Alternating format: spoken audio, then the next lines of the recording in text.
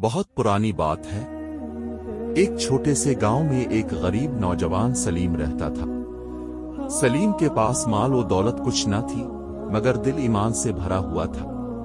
वो दिन रात अल्लाह की इबादत करता, लोगों के काम आता और कभी झूठ ना बोलता। एक दिन गांव में खबर फैली कि बादशाह के खजाने से कीमती सोना चोरी हो गया है। सिपाही हर घर की तलाशी लेने लगे। सलीम का भी एक छोटा सा झोपड़ा था। जब सिपाही वहां पहुंचे तो एक सिक्का उसके घर के बाहर पड़ा मिला।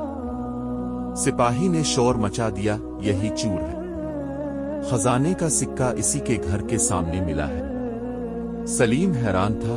उसने कहा, यह सिक्का मेरा नहीं, ना मैंने कुछ चारा है। लेकिन किसी ने इसकी बात पर यकीन न किया।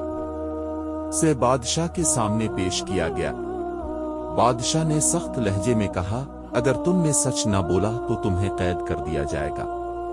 सलीम ने सर झुकाकर कहा, मैंने कुछ नहीं किया।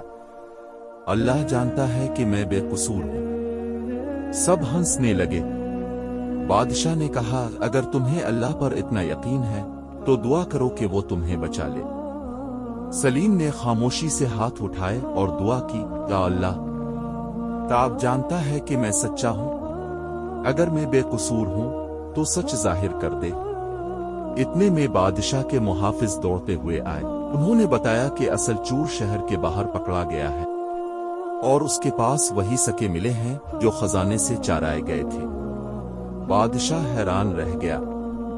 उसने फौरन सलीम को रहा किया और कहा, मैंने तुम पर शक किया, मगर तुमने अल्लाह पर यकीन रखा। तुम्हारा ईमान ही तुम्हारी रिहाई का सबब बना।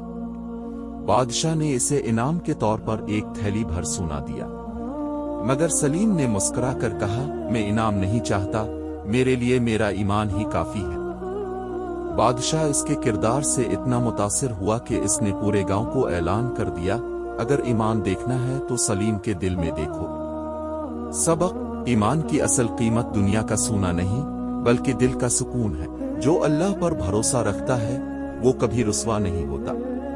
सच्चाई देर से सही मगर जरूर जीतती है।